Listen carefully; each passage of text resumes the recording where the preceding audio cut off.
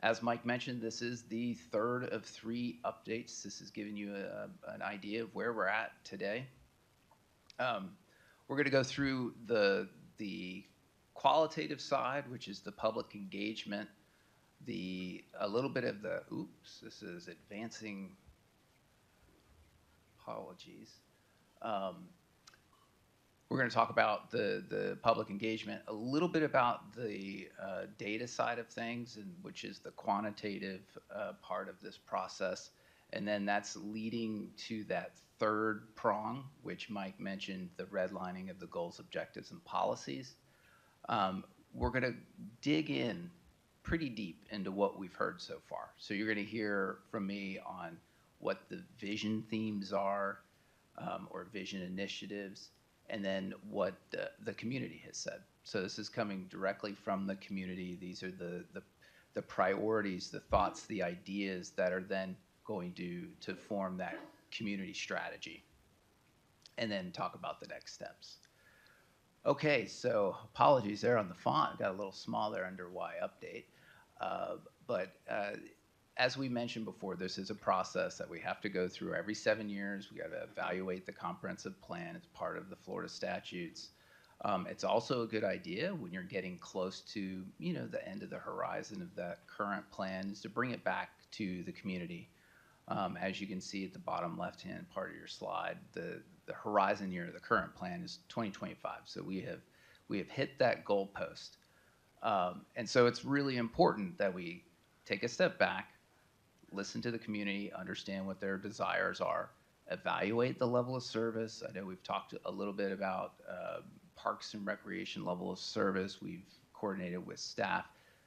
We're still at the early points. You set the policy as the board on what that level of service should be. So we're going to help you come up with that, but we understand there are some issues. Maybe we need to do some tweaking. We've started to look at some ideas there. We also need to look at future opportunities. So this is going to be a plan. At a minimum, it has to go 20 years, but we're suggesting going 25, and we have that listed here in the slide. It's been our practice that you try to tie the horizon to the long-range transportation plan. We do that in many communities. If you so choose, that's an additional 5 years on the minimum requirement. So as I mentioned, you have a 10 and 20-year planning period. Again, that 20-year period being the horizon of the plan, which at a minimum would be 2045. We've also talked a little bit about population projections. We shared that during the community meetings throughout the county. The minimum that the state requires is BEBR medium, which is the Bureau of Economic and Business Research at the University of Florida. They prepare their projections every year for every county. And then it's our duty to kind of tease out what the permanent and seasonal population mix is, and then what that looks like for the future. And we did, as a collective group, came up with medium high as the projection. And again, we've talked a little bit about that during the public engagement. And so as we have started to go through this process, we ended up engaging with the state through that year process, which gives us 1 year to update the goals, objectives, and policies, at a minimum addressing any changes in statutes that now require a change to the comp plan. So that we're looking at August is the time frame for completing, at a minimum, taking care of the state statutes.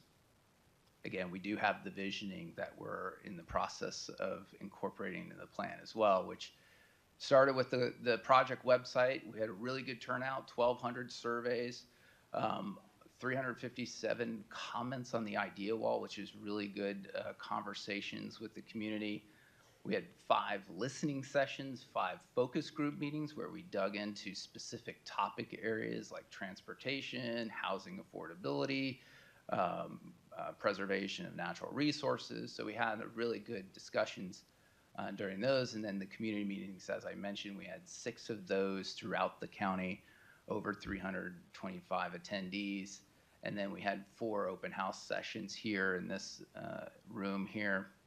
And that's where we started talking about the strategies and kind of aligning where this vision is going to head. So what do those vision themes or vision initiatives look like? Apologies, this PowerPoint's advancing on its own.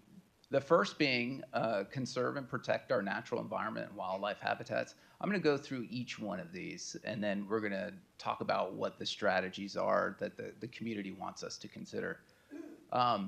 Ensure residents of all income levels have affordable housing options. Develop a more pedestrian and bicycle-friendly transportation system. Protect agricultural lands by directing growth to areas already served by infrastructure. Protect and grow the county's water supply system. Preserve rural areas and rural character. Maintain and improve roadways. Expand and enhance the parks, recreation, and open space system. Recognize, protect, and enhance historic resources. And then improve the county's public school system. Okay, so I'm going to go ahead and dig in a little bit on what we heard during those strategy sessions with the community. I'm going to go one by one here. Okay, continue purchasing conservation land. They recognize that the LAMP is really, really important, and we want to continue to do that. They also wanted to look at creating a dedicated funding source. I know we've set aside, ad valorem for it, but maybe there's other opportunities to provide for funding. Maybe it's a sales tax. Maybe it's, an impact fee or some other things that we can set aside funding to acquire land. Because land, quite frankly, is not cheap, as you all know. Very expensive to get any real sizable piece of land for preservation purposes. Increase protection of natural features, wildlife habitat in the county's coastline. Protect wetlands by prohibiting filling and destruction and installing vegetative buffers. Number 5, adopt and enforce a stronger tree ordinance that effectively reduces and prevents clear cutting. I did want to address number 5. We are in the process of doing that now. We've already started that. We heard that during, as you see here, during the very first workshop that we had. We had folks asking about this, and we're, quite frankly unhappy with the amount of clear cutting that they were seeing, and that can be a very stark change in a community. So we are looking at that right now. Okay, with respect to ensuring all income levels of affordable housing options, 1, require a mixture of housing types for larger developments and interspersed throughout the neighborhood. Require developers to designate a percentage of units in their developments for affordable units through inclusionary zoning practices. Ensure units remain affordable for 30 years or more. Incentivize infill development with affordable units, and this could be duplexes, triplexes, quads, maybe even tiny homes. Again, this is coming from the community. And then reevaluating your affordable housing programs. And it's always a good matter of practice to kind of come back and look at how you're doing affordable housing programs, and with most everything, just to make sure you're kind of staying with the modern times and making sure you're meeting the general practices of the community and the efforts to provide for multiple options in housing.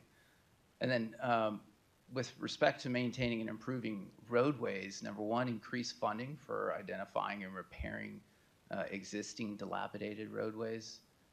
Number 2, increase public transit through more bus stops, more frequency, new routes. Number 3, monitor options for a regional rail system if that ever becomes, a regional transportation solution in the future. Use new and improved roads to encourage growth in high ground areas, again, outside of the wetlands and maybe in the areas where you have infrastructures. I'm ad-libbing there, but I think that's what that meant. Preserve rural areas and rural character, protect agricultural lands. We kind of grouped a couple here by directing growth again, away from those areas and into areas that have infrastructure or plan to have additional infrastructure in the future. So number one, make the urban growth boundary a proactive tool. We're going to talk a little bit about this in the community strategies section. But again, using that to help kind of force where that growth does occur, so that you're taking the growth and development pattern into your own hands now. Create a farmland conservation program to maintain agricultural lands. Encourage density and increase height maximums in developed areas to preserve the remaining agricultural lands. Again, this is kind of forcing the narrative, having development occur in those high growth areas that you want to see development. Reduce reliance on comp plan amendments and PUD rezonings. And then facilitate agricultural lands preservation through state, rural, and family lands protection program. On expanding and enhancing the Parks and Recreation open system, number one, add community pools and potentially a public water park. Add more shade structures at the parks. It's very specific. Complete the East Coast Greenway Trail in St. Johns County. We do have a couple items here with the trail system. Require new developments to add a trail in the neighborhood or connect to the regional trail system. With respect to improving the county's public schools, increase workforce housing for teachers. Provide opportunities for kids to learn a trade or a vocation. Number three, evaluate traffic patterns near the schools and plan for drop-off and pickup. Number four, reestablish quarterly meetings between the Board of County Commissioners and the school board. Again, these are some of the considerations that the community has offered.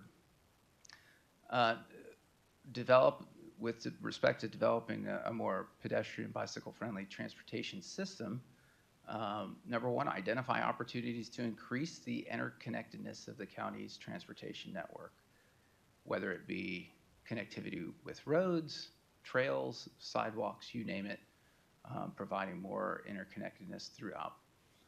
Expand the sidewalk and trail network within the county, particularly around public facilities. And I would take that even further, making sure you're connecting destinations with the residential areas. Number three, incentivize mixed-use communities. Number four, golf cart lanes along major streets, including A1A in Volano and Ponte Vedra. It's a very specific request. Number five, support new shared use projects such as the East Coast Greenway and then the St. Johns River Trail. So those are, again, I mentioned the trail projects. Those are very important to the community. So with respect to protecting and growing the county's water supply system, number one, ensure the protection of aquifer recharge areas from new and existing development. Increase efforts to monitor, protect, and increase the county's water supply. Number three, eliminate septic systems and increase county sewer options in coastal areas. This is already started. There is the mandate by the state to have the septic to sewer conversions.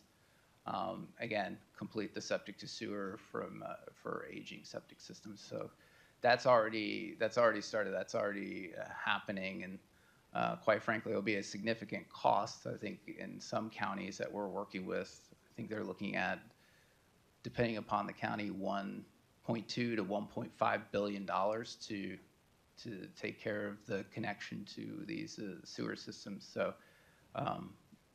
really important for protecting the water, for sure, the water quality in the aquifer.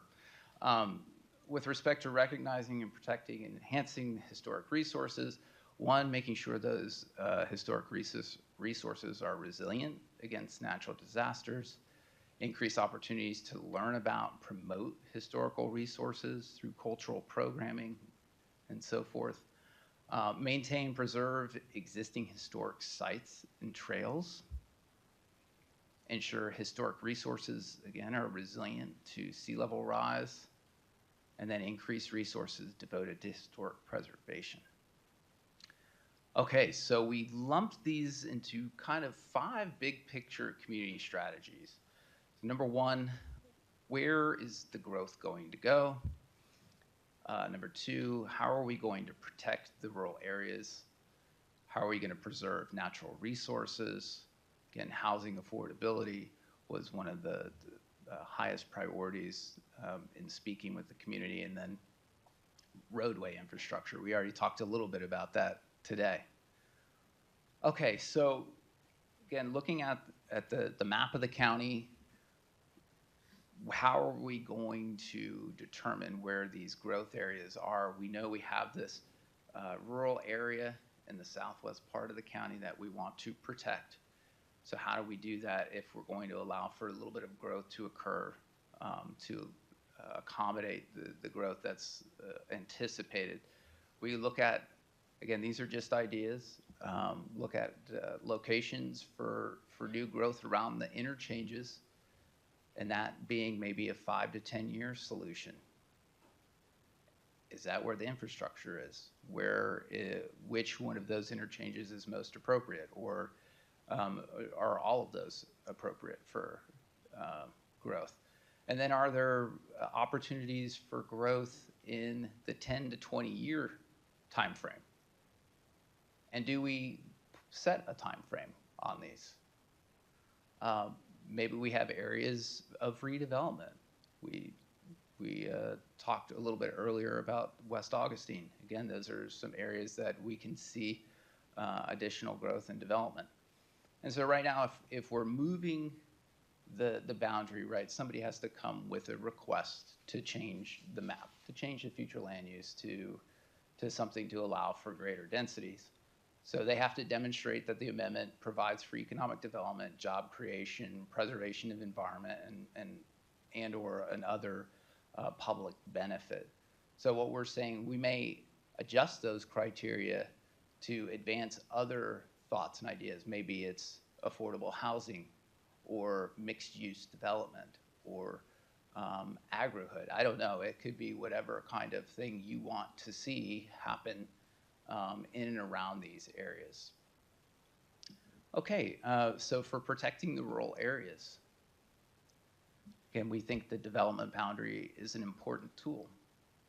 We should continue to use that and be proactive about how we're going to adjust it. Again, we're running out of land that is developable. You may have read that in the data analysis that we provided. That's in the future land use element. We run the carrying capacity that does show that there will be a future deficit. I'll kind of tease it now that's medium high. There's a deficit. There's going to be a deficit if we use the medium projection too.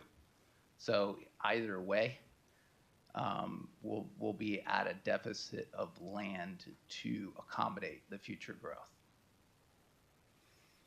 So focus the development in urban areas by increasing densities. Again, this is where we talked about where we have infrastructure, where we have those opportunities. That would be the place to increase the densities, provide for mix of uses that will then, again, we're trying to keep it outside of the rural area. Okay, explore opportunities to create a farmland conservation easement program, and that we do have that through the state, but maybe adopt some of those program priorities and things that you can do at a local level, and maybe provide kind of a doubling up effect and extend those funds out further. And then this came up during our PZA update, creating a rural and farmland advisory board. Now, I don't know exactly what they decided on, but that's kind of what we talked about when we were there. So we thought that was a really, really great idea to allow for them to have that voice. So, okay. With respect to preserving the natural resources, these are some of the community strategies. Again, prioritizing the lamp, that I think is an easy one. Folks really are happy with how that has come off so far, kind of the rebirth of it. We need to continue to fund that.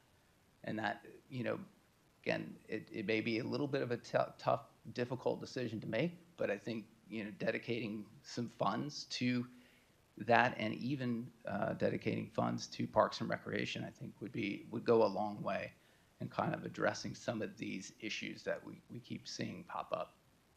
Again, protecting the coastline, becoming more resilient against sea level rise and storm surge. Again, this is all things that we're working on as a county, but I think we could do a little bit more.